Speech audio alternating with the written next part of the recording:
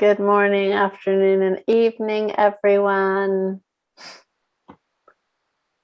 As I mentioned, it's going to be a little bit of a smaller session today because a number of our regular folks couldn't make it. But always so happy to see whoever does make it. So let's just do our morning check-in of reminding each other where we are and an image or a word that might reflect what's going on for us this particular morning of June 22nd. It's really summer now. All right, and Gail, word for the day, image for the day. Image for today is or words, head cold. I'm getting over like this head cold and I really can't wait till it's done. All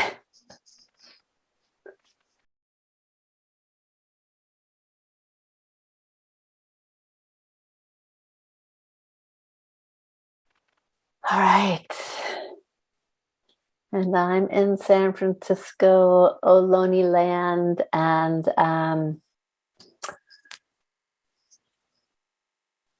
I feel like I spent a lot of time on this solstice weekend in ceremony absorbing light. And that's my feeling this morning. Still absorbing light as we go from solstice to full moon on Thursday. Different kinds of light, but all right. And people talked about different things in their images, reminding me that this session is lost, losing, and loosening. And we keep losing things and we keep having to loosen around things. And this is just how life goes on and on. So this is a prose poem. One of my favorites. I've used this poem a lot in various kinds of workshops. A prose poem by Mary Oliver called Clam. Each one is a small life, but sometimes long, if its place in the universe is not found out. Like us, they have a heart and a stomach. They know hunger and probably a little satisfaction too. Do not mock them for their gentleness. They have a muscle that loves being alive. They pull away from the light. They pull down. They hold themselves together. They refuse to open. But sometimes they lose their place and are tumbled shoreward in a storm. Then they pant. They fill with sand. They have no choice but must open the smallest crack. Then the fire of the world touches them. Perhaps on such days, they too begin the terrible effort of thinking, of wondering who and what and why. If they can bury themselves again in the sand, they will. If not, they are sure to perish, though not quickly. They too have resources beyond the flesh. They too try very hard not to die. I'll read it one more time. Clam.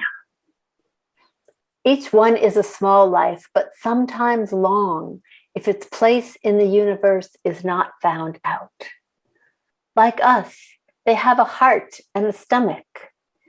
They know hunger and probably a little satisfaction too. Do not mock them for their gentleness. They have a muscle that loves being alive. They pull away from the light. They pull down. They hold themselves together. They refuse to open. But sometimes they lose their place and are tumbled shoreward in a storm. Then they pant. They fill with sand. They have no choice but must open the smallest crack. Then the fire of the world touches them. Perhaps on such days, they too begin the terrible effort of thinking, of wondering who and what and why. If they can bury themselves again in the sand, they will. If not, they are sure to perish, though not quickly.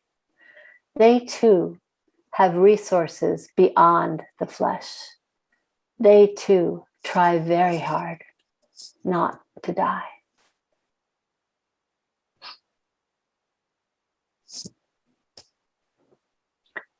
What strikes you from this prose poem?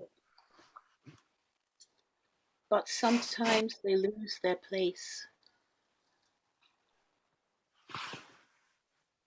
They have a muscle that loves being alive. Like us, they have a heart. They refuse to obey. Refuse to open. And Wendy wrote, each one is a small life, but sometimes long. They too try very hard not to die.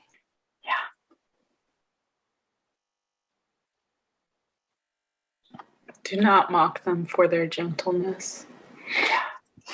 If its place in the universe is not found out. On such on such days, they too begin the terrible effort of thinking. The fire of the world touches them.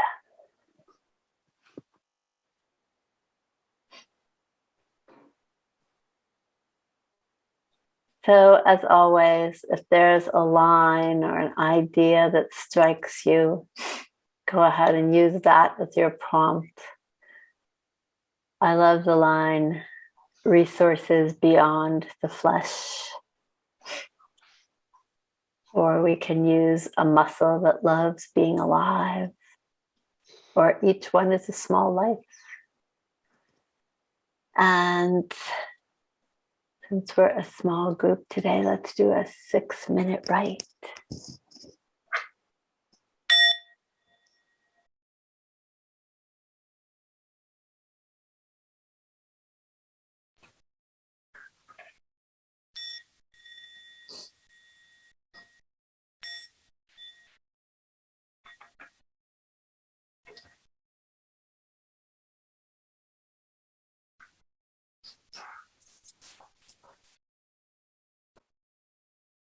Who would like to start the reading?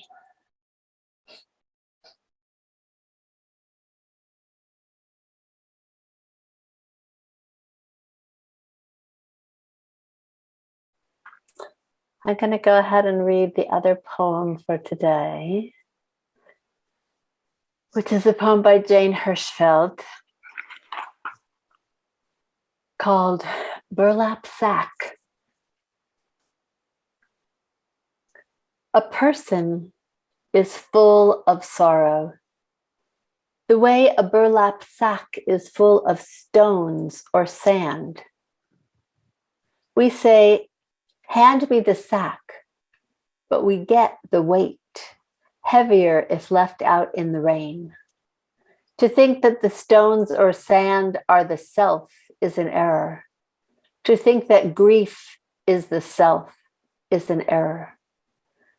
Self carries grief as a pack mule carries the side bags, being careful between the trees to leave extra room. The mule is not the load of ropes and nails and axes. The self is not the miner, nor builder, nor driver. What would it be to take the bride and leave behind the heavy dowry? To let the thin-ribbed mule browse in tall grasses, its long ears waggling like the tails of two happy dogs. I'll read it once more. A person is full of sorrow, the way a burlap sack is full of stones or sand. We say, hand me the sack, but we get the weight heavier if left out in the rain. To think that the stones or sand are the self is an error. To think that grief is the self is an error. Self carries grief, as the pack mule carries the side bags, being careful between the trees to leave extra room. The mule is not the load of ropes and nails and axes. The self is not the miner, nor builder, nor driver. What would it take? What would it be to take the bride and leave behind the heavy dowry? To let the thin-ribbed mule browse in tall grasses, its long ears waggling like the tails of two happy puppies.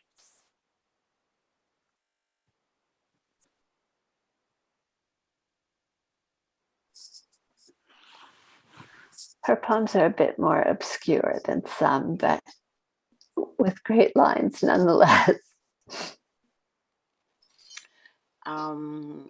Self carries grief as a pack mule carries the side bags.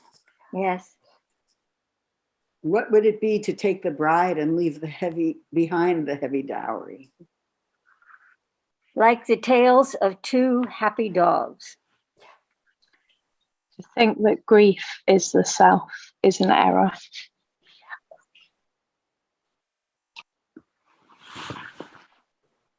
Heavier if left out in the rain. Full of sorrow the way a burlap sack is full of stone.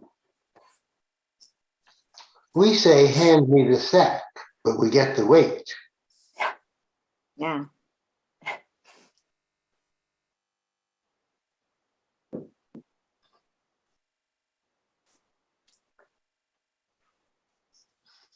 So we could use as our prompt, self carries grief as whatever, or to think that grief is, or whichever line resonates with you, or whatever idea from this poem resonates with you. And if you want to go back to writing from the other prompt, that's fine too. And let's see, we'll do a 5-minute write.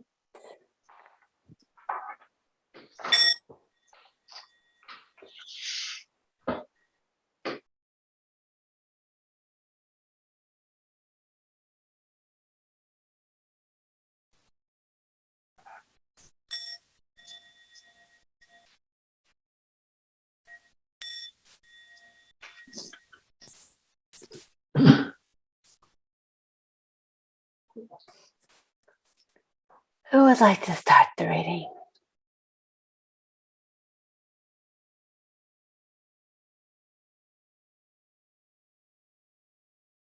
Thank you, everyone.